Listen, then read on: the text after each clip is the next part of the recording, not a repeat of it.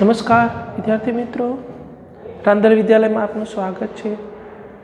આજે બકો આપણે ધોરણ 9 વિષય વિજ્ઞાનના પાઠ 13 છે આપણે શા માટે માંદા પડીએ છીએ આનો અભ્યાસ આપણે કરવાનો છે। તેમાં આપણે આગળ જો હવે ચર્ચા કરીએ તો કાલે આપણે ચર્ચા કરી સ્વાસ્થ્ય શું છે, કારણ કે દરેક લોકો માટે બકો આની વ્યાખ્યા એ પોતાની વ્યવસ્થા પ્રમાણે હોય છે। જેમ આપણે વાત કરી કે કોઈ મોટો નૃત્યકાર છે તેનું સ્વાસ્થ્ય સારું કઈ રીતે ગણાય કે ભાઈ એના દરેક હાથ પગ પોતે જેમ ઈચ્છે છે એમ વાળી શકે એવા હોય તો એ નૃત્યકાર માટે સ્વાસ્થ્ય સારું છે। તો કોઈ સંગીતકાર માટે કોઈ એનું ગળું સારું હોવું જોઈએ, એનું શ્વાસોશ્વાસની ક્રિયા સારી હોવી જોઈએ કે વાંસળીને સારી રીતે વગાડી શકે, તો એના માટે સ્વાસ્થ્યની વ્યાખ્યા એવી છે। તો આપણે રોગ અને સ્વાસ્થ્યને આગળના જે લેક્ચર છે એમાં થોડી ચર્ચા કરી। હવે રોગ અને તેના કારણો કઈ રીતે થાય છે, બરાબર, રોગ એટલે શું અને થવાના કારણો આ ચર્ચાઓ કરીશું। કેવી રીતે એને ઓળખી શકાય, રોગોના પ્રકાર, અમુક કેવા રોગ છે, ઝડપી રોગ થાય, અમુક ધીમા રોગ હોય, હળવે હળવે અસર થાય, અમુક હઠીલા રોગ હોય, અમુક મટી શકે એવા રોગ હોય, અમુક ચેપી રોગો હોય, અમુક બિનચેપી રોગો હોય। તો આ મુદ્દાઓની બહુ આપણે ક્રમશ ચર્ચા કરવાની છે। આમ તો કોઈ આપણી આજુબાજુના વાતાવરણ સાથે સંકળાયેલું છે એટલે થોડું આપણને વિશેષ સમજાય। તો આપણે જોઈએ બહુ રોગો અને તેના કારણો, રોગો કઈ રીતના થાય છે એના કારણો। તમારો પહેલો મુદ્દો છે રોગને કેવી રીતે ઓળખી શકાય।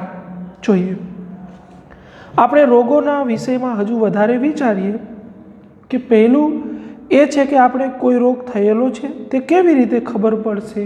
ચલો, આપણને રોગ થયો છે કેમ ખબર પડે, દાખલા તરીકે તાવ આવે તો કેમ ખબર પડે, તો તમે કહેશો સાહેબ એના લક્ષણોથી ખબર પડે કે ભાઈ માથું દુખે, જમવાનું ન ભાવે, કળતર થાય, શરીરનું ટેમ્પરેચર વધી જાય, લક્ષણો કહેવાય। અથવા કેવી રીતે ખબર પડે કે શરીરમાં કંઈક ખોટું થઈ રહ્યું છે, મીન્સ આપણે દરરોજ જે રોજિંદુ આપણા શરીરની જે સ્ટેમિના છે એ સ્ટેમિનામાં ફેરફાર થાય એટલે તમારું જે રોજિંદુ તમારું જે કાર્ય છે એમાં અડચણ ઉત્પન્ન થાય, એટલે આપણે કંઈક ખોટું થઈ રહ્યું છે। આપણે પ્રકરણ આગળમાં અભ્યાસ કરી ચૂક્યા કે આપણા શરીર અનેક પેશીઓ હોય છે, તે પેશી આપણા શરીરની ક્રિયાત્મક અંગો અને અંગતંત્રોનું નિર્માણ કરે છે। પહેલાં નથી આપણે પણ છઠ્ઠો પાઠ ભણશું અથવા ચર્ચા બહુ કરી છે કે આપણું શરીર કોષોનું બનેલું છે, અમુક કોષો ભેગા થાય એટલે પેશી બને, પેશીનું નિર્માણથી અંગ બને, અંગથી અંગતંત્ર બને। તો આ રીતે જો કોઈ અંગમાં, કોઈ પેશીમાં કોઈ ખામી સર્જાય અને કામની એની કાર્યક્ષમતા ઘટી જાય અથવા કોઈ પ્રકારની તકલીફ થાય તો આપણે કહેવાય બહુ કે રોગ થયો છે। જે શરીરમાં વિભિન્ન કાર્યો કરે છે, પ્રત્યેક અંગતંત્રમાં વિશિષ્ટ અંગ હોય છે જેનું વિશિષ્ટ કાર્ય હોય છે। આ દરેક અંગ વિભિન્ન કાર્ય કરે છે, કોઈ ચોક્કસ કાર્ય કરે છે અને દરેક અંગને એની પોતાનું વિશિષ્ટ કાર્ય કરવા માટેની સંરચના હોય છે। જેમ કે પાચન તંત્રમાં જઠર અને આંતરડું હોય છે। પાચન તંત્ર છે તો એમાં જઠર અને આંતરડું હોય છે। તો બકો આપણે પાચન તંત્રમાં છે જઠર અને આંતરડાની વાત કરીએ કે એના મુખ્ય અંગો છે, તો એમાં આપણને પાચન ન થાય, આપણને એસિડિટી થાય, સારી રીતે પાચન ન થયું હોય તો એસિડિટી થાય, તો એ પ્રકારના એક પ્રકારના રોગનું કારણ બનતું જાય। પછી એ જો એ મોટા પ્રમાણમાં હોય બહુ તો એ વધતું જાય ધીરે ધીરે। જોઈએ આપણા દ્વારા લેવાયેલા ખોરાકને પચાવે છે કોણ? જઠર અને આંતરડું। સ્નાયુ અને અસ્થિઓથી બનેલા સ્નાયુ કંકાલ તંત્ર આપણા શરીરને સાંભળે છે અને શરીરના હલનચલન માટે મદદરૂપ થાય છે।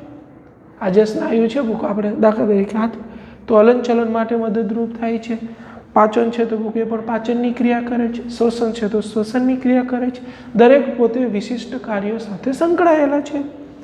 જ્યારે કોઈ રોગ થાય છે ત્યારે, જો શરીરમાં રોગ થાય ત્યારે શરીરના એક અથવા અનેક અંગો તેમજ તંત્રોમાં ક્રિયા અથવા સંરચનામાં ખરાબી કે વિક્ષેપની સ્થિતિ જણાય છે। દાખલા તરીકે જઠરમાં તકલીફ થઈ, ખોરાક જે આપણે ખાધો, જઠરનું કામ છે એનું પાચન કરવાનું, પરંતુ એને પાચન કર્યું નહીં અથવા સારી રીતે પાચન થયું નહીં, તો જઠરને એકને જ તકલીફ થશે એવું નહીં, આખા શરીરમાં એની સાથે જોડાયેલા દરેક અંગને એ વિક્ષેપિત કરશે. એટલે આપણને આખો દિવસ મજા ન આવે, એસિડિટી થઈ તો આખો દિવસ ઓટકાળા આવે ને એવું બધું થાય, શરીરમાં આમ બહુ આપણને સ્ફૂર્તિ ન રહે, મજા ન આવે, તો આને બધું રોગ કહી શકાય. આ પરિવર્તન અથવા બદલાયેલી સ્થિતિ રોગનું લક્ષણનું નિર્દેશન કરે છે. આ જે પરિસ્થિતિ બદલાય છે, આપણી એની સ્ટેમિના ઓછી કરે છે, એ જ એવું દર્શાવે છે કે શરીરમાં કોઈ ખામી ઉત્પન્ન થઈ અને એ રોગનું નિર્દેશન કરે છે, એટલે કે રોગના લક્ષણો બતાવે છે. રોગના લક્ષણ ખરાબ કે અસામાન્ય પરિસ્થિતિનો સંકેત આપે છે. આ લક્ષણો છે, આપણને માથું દુખે છે, એક બે દિવસ જમવાનું ગમ્યું નહીં, તો એનો અર્થ એવો બકું કે તાવ આવવાની શક્યતા છે, તો આ લક્ષણો દેખાડ્યા કહેવાય શરીરે. આ રીતે માથાનો દુખાવો, ઉધરસ, જાડા થઈ જવા કે કોઈ ઘામાંથી પરુ બહાર આવું, આ બધા શું છે બકું? રોગના લક્ષણો છે. તમને માથું દુખવું, તમને જાડા થઈ જવા, દાખલા તરીકે ઉધરસ આવી, શરદી થઈ જવી, ક્યાંય લાગ્યું હોય તો અંદરથી પરુ નીકળવું એટલે કે રસી નીકળવી, આ બધા રોગના લક્ષણો છે. આ લક્ષણોથી કોઈને કોઈ રોગનું નિદાન થાય છે, પરંતુ એનાથી એ ખબર પડતી નથી કે કયો રોગ થયો છે. આ રોગ આપણને ખબર પડે રોગ થયો છે, પણ કયો રોગ? તો કારણ કે એ ખબર નથી પડતી. એનું કારણ શું બકું? કે કોઈ એક રોગનું કોઈ એક જ લક્ષણ હોય એવું જરૂરી નથી. દાખલા તરીકે માથું દુખવું એ તો બકું શરીરના ઘણા બધા રોગોમાં તમને આ લક્ષણ જોવા મળે છે. તો માથું દુખે છે એટલે આપણે એવું ન કહી શકીએ કે આ બધા પ્રકારના રોગ થયા. ઘણી બધી વખત ઉજાગરાનું માથું દુખે, ઘણી બધી વખત તમારા આંખના નંબર હોય તોય માથું દુખે, ઘણી બધી વખત બકું તમે દાખલા તરીકે કોઈ એવો ખોરાક ખાવ છો તોય માથું દુખે. એટલે આવું બની શકે. ઉદાહરણ તરીકે માથાના દુખાવાનું કારણ પરીક્ષાનો ભય અથવા મગજનો તાવ આવવાનું અથવા બીજી અનેક બીમારીઓ કોઈ પણ એક હોઈ શકે. એટલે કહેવાનો અર્થ બકું કોઈ એક લક્ષણથી તમે એવું નક્કી ન કરી શકો કે તમને આ રોગ હશે, કારણ કે અમુક લક્ષણો ઘણા બધા રોગમાં લાગુ પડતા હોય છે. રોગના ચિહ્ન એ છે કે જેનું ચિકિત્સક લક્ષણ અથવા ચિહ્નોના આધારે રોગનું નિદાન કરે છે. તો રોગના લક્ષણો છે એ તો બરાબર, એના આધારે બકું એની લેબોરેટરી કરે, એને ચેક કરે ડૉક્ટરો, અને એ પછી નક્કી કરે છે. લક્ષણ અથવા ચિહ્ન કોઈ વિશેષ રોગના અનુસંધાનને સુનિશ્ચિત સંકેત આપે છે. આ લક્ષણ હોય, તમે દાખલા તરીકે બકું દવાખાને જાઓ છો તો ડૉક્ટર તમને પૂછે કે શું થયું, તરત તમે તમારા લક્ષણો રજૂ કરશો કે 2 દિવસથી માથું દુખે છે, જમવાનું ભાવતું નથી, રાત્રે થોડી ટાઈડ આવી હતી, આવું કહેશો. અથવા તમે કહેશો કે ઝીણું ઝીણું પેટમાં દુખે છે, અથવા તમે કહેશો કે અહીંયા દુખે છે છાતીમાં. તો તમે જેવું બોલશો એ લક્ષણો પરથી એ નક્કી કરશે કે આને આવા પ્રકારનો રોગ હોઈ શકે. પછી એના વિશે બકું એ સંશોધન કરી અને આપણી એ આગળની ટ્રીટમેન્ટ ચાલુ કરે. દાખલા તરીકે અત્યારે કોરોના કાળ છે બકું, તો એના લક્ષણો શું આપણને બધાને ખબર છે કે માથું દુખવું, છીંકો આવી, ઉધરસ થઈ જવી, તાવ આવવો, પગ દુખવા, બરાબર, શ્વાસ લેવામાં તકલીફ થવી, આ એના લક્ષણો છે. એમ આ તો અત્યારે છે આ મહામારી, એટલે આપણને ખબર છે આવા દરેક રોગના બધું લક્ષણો છે કે જેના આધારે આપણે એ રોગ વિશે જાણી શકીએ. ચિકિત્સક રોગના સાચા કારણને જાણવા માટે લેબોરેટરીમાં કેટલાક પરીક્ષણ પણ કરાવી શકે છે. ડૉક્ટરો કોઈ અમુક રોગ એવા હોય બકું કે આપણને સીધી ખબર ન પડે, તો ડૉક્ટરો બકું એના વિશે જાણી એનો અભ્યાસ કરી અને આપણે લેબોરેટરી કરાવે અને એના દ્વારા એ નક્કી કરે કે આ રોગ છે. તો આ વાત થઈ બકું રોગને કેવી રીતે ઓળખી શકાય. ઘણી બધી વખત લક્ષણોથી ઓળખી શકાય, ભણ્યા આપણે. ઘણી બધી વખત ખબર ન પડે તો એ લેબોરેટરીથી પણ ઓળખવું પડે. કેવી રીતના? તો આપણા શરીરમાં કોઈ પ્રકારની ખામી સર્જાણી અથવા એક કરતાં વધારે અંગો કાર્ય કરવા માટે બહુ સક્ષમ ન હોય તો આપણે કહી શકીએ કે આપણને કોઈ રોગ થયો છે. તો એમાં આગળ જોઈએ બકું તીવ્ર અને હઠીલા રોગો. અમુક રોગો તીવ્ર હોય બહુ ઝડપથી બહુ શરીર ઉપર એનો શું કહેવાય, શરીર ઉપર એનું વર્ચસ્વ જમાવી દે. અમુક હઠીલા રોગો હોય કે ભાઈ ધીરે ધીરે ધીરે શરીરમાં લાગુ પડતા હોય, પણ એ મટે નહીં જલ્દી. જોઈએ, રોગોની અભિવ્યક્તિ વિભિન્ન હોઈ શકે છે. રોગોની જો ઓળખવાની જે છે એ રીત જુદી જુદી હોઈ શકે છે અને સંખ્યાબંધ કે ઘણા કારકો પર પણ નિર્ભર હોય છે. રોગ થવાનું કોઈ એક કારણ ન હોય, સંખ્યાબંધ કારણો હોઈ શકે અને એના ઉપર એ નિર્ભર હોય છે. તેનાથી સૌથી વધારે સ્પષ્ટ કારક જેના દ્વારા રોગની તપાસ કે નિદાન થાય છે તે છે સમયગાળો. સૌથી સ્પષ્ટ કારણ કે ભાઈ આવું થવાનું કારણ કેટલા દિવસથી થાય છે. આજે થયું તો તરત મોટો રોગ થઈ ગયો એવું નહીં સમજવાનું, કારણ કે ઘણી બધી વખત તમે ખાધું હોય તો તમને પેટમાં થોડો દબદબો હોય તો એનો અર્થ એવો નહીં કાઢ લેવાનો કે આપણને કંઈક રોગ થઈ ગયો, કારણ કે એ તમને મટી જાય. એટલે કે કેટલા સમયગાળાથી થાય છે એ સૌથી પહેલાં નક્કી થવું જોઈએ. કેટલાક રોગોનો સમયગાળો ટૂંકો હોય છે, બહુ ઝડપથી આપણા શરીર ઉપર એનો પ્રભાવ જમાવે, તો જેને તીવ્ર કે હઠીલા રોગો કહે છે. તીવ્ર રોગો કહેવાય, હઠીલા રોગો કહે છે. આપણે બધાએ અનુભવ્યું છે કે શરદી ઉધરસ ખૂબ ઓછા સમયગાળા સુધી રહે છે. અન્ય રોગો એવા છે જેઓ લાંબા સમયગાળા સુધી જીવન પર્યાપ્ત રહે છે. આવા રોગોને હઠીલા રોગો કહે છે. તીવ્ર અને હઠીલા. અમુક રોગો એવા છે કે બહુ ઝડપથી આપણા શરીર ઉપર એનો પ્રભાવ જમાવે. શરદી ઉધરસ બહુ ઝડપથી થઈ જાય, પરંતુ અમુક સમય પછી મટી પણ જાય. અમુક રોગો એવા છે બગુ કે એને જીવન પર્યાપ્ત સુધી મટતા નથી. ડાયાબિટીસ છે તો એ બગુ આજીવન રહે, એ મટે નહીં. થાઇરોઇડની તકલીફ હોય તો એ આજીવન રહે, એ જનરલી બહુ મટતી નથી. હઠીલા રોગો કહેવાય. એનું એક ઉદાહરણ છે એલિફેન્ટાઇસિસ અથવા હાથી પગાનો રોગ. આ રોગ ભારતના કેટલાક પ્રદેશોમાં ખૂબ જ સામાન્ય છે. એવું હઠીલા રોગો છે. હાથી પગ હોય, આપણા પગ છે એ હાથી જેવા થઈ જાય, ચાડા ચાડા. તો આ બધા હઠીલા રોગોમાં આવે. એના માટે બહુ એક પ્રવૃત્તિ આપી છે જે હાલ પૂરતી આપણે જરૂર નથી. બહુ આગળ મુદ્દો જોઈએ, હઠીલા રોગ અને નબળું સ્વાસ્થ્ય. હઠીલા રોગો અને એનું નબળું સ્વાસ્થ્ય. તો જેમ કે આપણે કલ્પના કરી શકીએ કે તીવ્ર તથા હઠીલા રોગની આપણા સ્વાસ્થ્ય પર ભિન્ન ભિન્ન અસર થાય છે. તીવ્ર રોગ થાય જલ્દી, મટી પણ જલ્દી થાય. હઠીલા રોગ છે ધીરે ધીરે શરીરમાં જ આવતો જાય અને શરીરના અંગોને બકું એ ડેમેજ કરતો જાય અને જીવન પર્યાપ્ત રહેતો પણ હોય છે.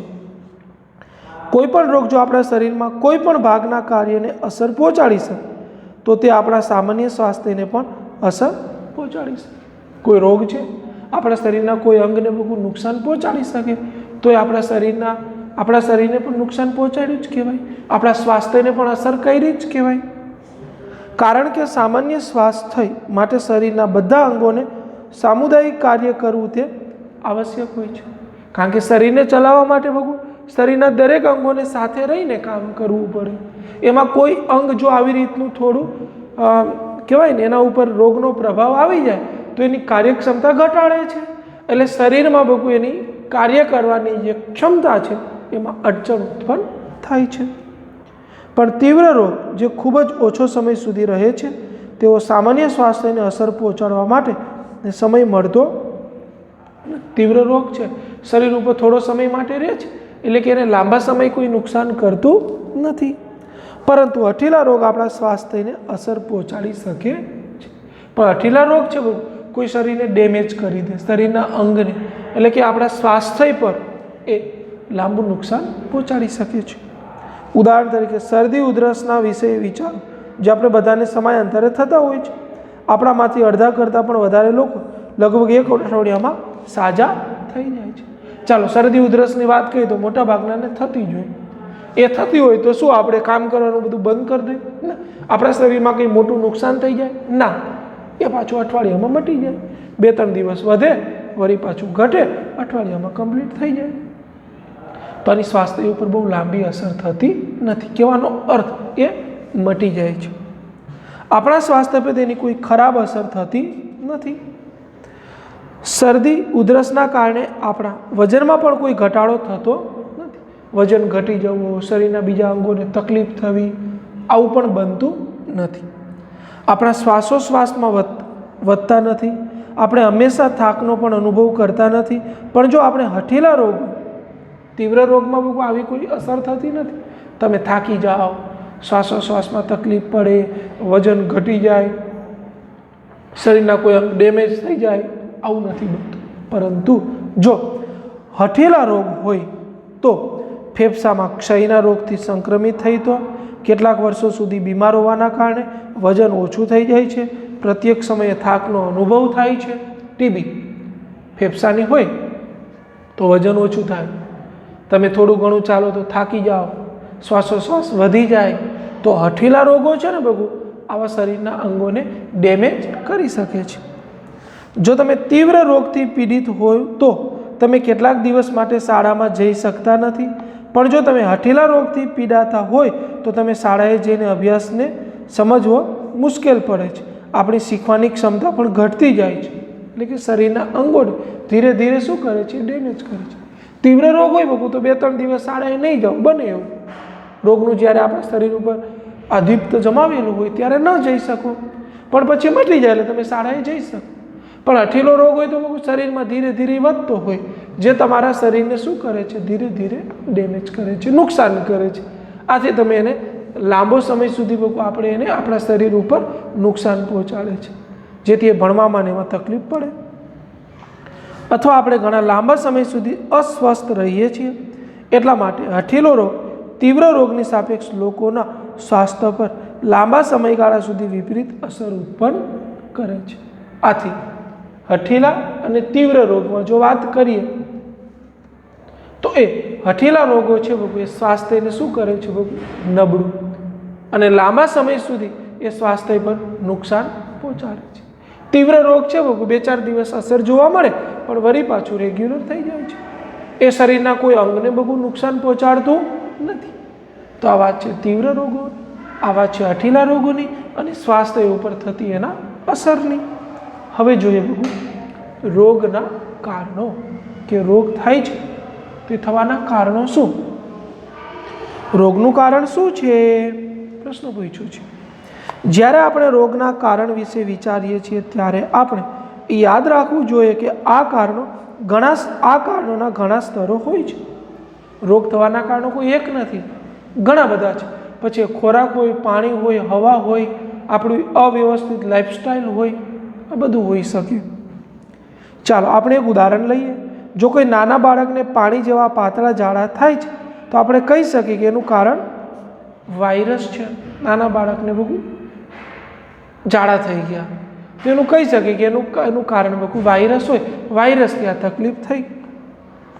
એટલા માટે રોગનું મુખ્ય કારણ વાયરસ છે તેમ કહેવાય. તો ચાલો બધા રોગનું કારણ વાયરસો જ હોય? ના, એવું ન હોય. પાછું બીજા રોગ માટે એનું કારણ બીજું હોય. પરંતુ તેના પછીનો પ્રશ્ન છે કે વાયરસ ક્યાંથી આવ્યો? સમજી લો કે આપણને ખબર છે કે વાયરસ દૂષિત પાણી પીવાના કારણે આવ્યો, પણ અન્ય બાળકોએ પણ તે દૂષિત પાણી પીધેલું છે, તો તેનું શું કારણ છે? હવે આપણો પ્રશ્ન થાય કે વાયરસથી ઝાડા થયા, ઓકે, સાચું, ચાલો. તો વાયરસ આવ્યો ક્યાંથી? સમજો પાણીમાંથી આવ્યો, દૂષિત પાણી પીધું એટલે વાયરસ શરીરમાં દાખલ થયો અને ઝાડા થયા, ઓકે. પણ એ પાણી તો ઘણા બધા છોકરાઓએ પીધું હતું. તો પાણીમાં વાયરસ હોય તો બધાને ઘણા બધા છોકરાની અંદર વાયરસ ગયો, તો કેમ એને અસર ન થઈ? એનું કારણ શું? કે એક જ બાળકને ઝાડા થયા, બીજાને ન થયા. તો આનું કારણ એની તંદુરસ્તી સારી હોય, એની રોગ પ્રતિકારક સારી હોય. અત્યારે શબ્દ છે ને ઇમ્યુનિટી સારી હોય, એટલે એના ઉપર એની અસર જોવા મળતી નથી, અથવા ઓછી અસર જોવા મળે છે, જે એના આપણને એ રોગના લક્ષણો દેખાવા દેતું નથી. આનું એક કારણ એ પણ હોઈ શકે કે બાળક તંદુરસ્ત હોય, જેના પરિણામ રૂપે એવી બાબત થવાની શક્યતા છે જ્યારે આ બાળક વાયરસના સંપર્કમાં આવે તો તે બીમાર થઈ જાય છે. અમુક બાળકને તંદુરસ્તી ઓછી હોય, અમુક બાળક વધુ તંદુરસ્ત હોય, તો જેના સંપર્કમાં આવે એની અસર થઈ જાય, બીજાને ન થાય, બને એવું. અન્ય બાળક બીમાર પડતા નથી. હવે પ્રશ્ન થાય કે બાળક સ્વસ્થ કેમ નથી? એવું બની શકે કે બાળકને સારું પોષણ ન મળતું હોય અને પર્યાપ્ત માત્રામાં ખોરાક ન લેતો હોય. તો તો આપણને પ્રશ્ન થાય ચાલો જે બાળકને એ રોગ થયો, જેને નથી થયો એનું તંદુરસ્તી સારી છે, એની ઇમ્યુનિટી સારી છે. તો જે બાળકને રોગ થયો એની તંદુરસ્તી સારી નથી. હા, તો તંદુરસ્તી સારી નથી એનું કારણ શું?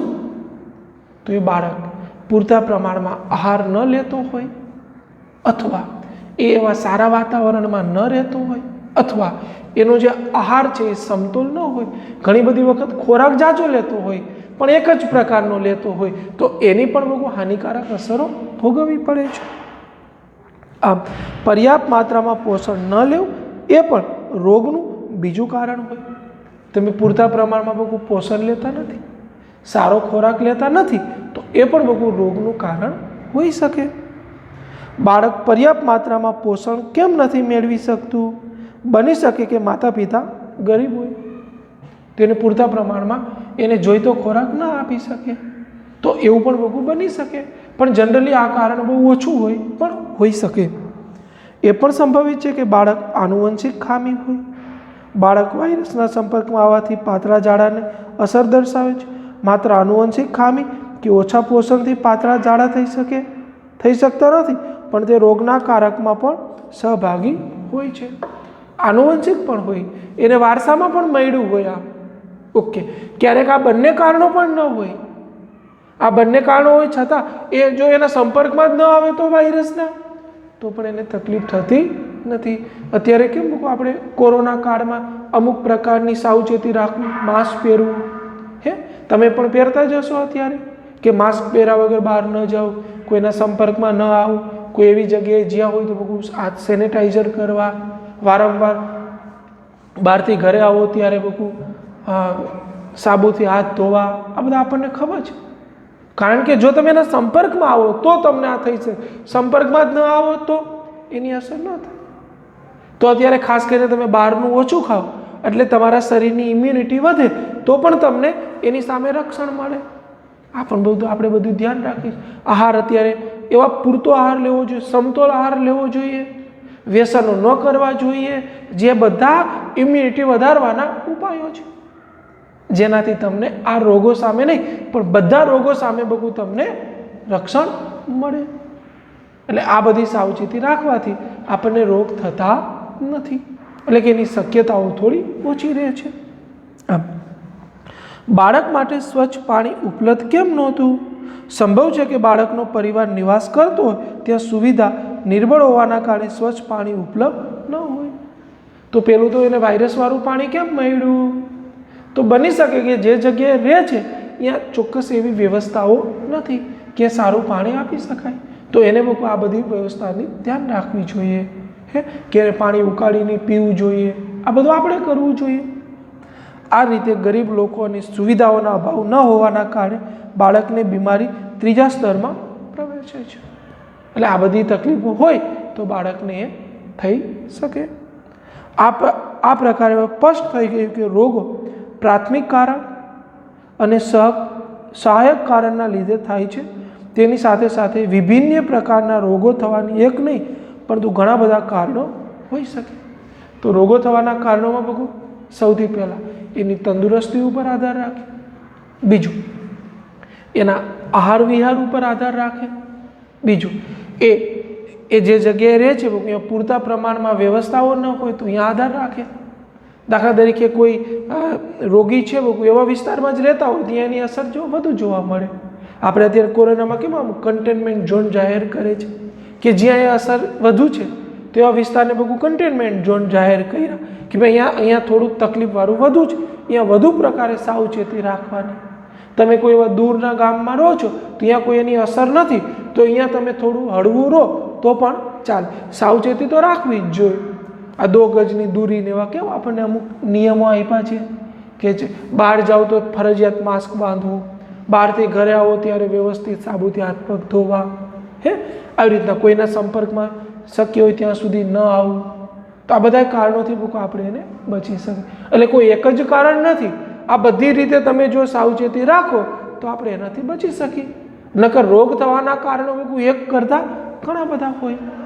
એટલે આ રીતે આપણે જે સમજ્યા એ રોગ અને તેને થવાના કારણો વિશે આપણે ચર્ચા કરી.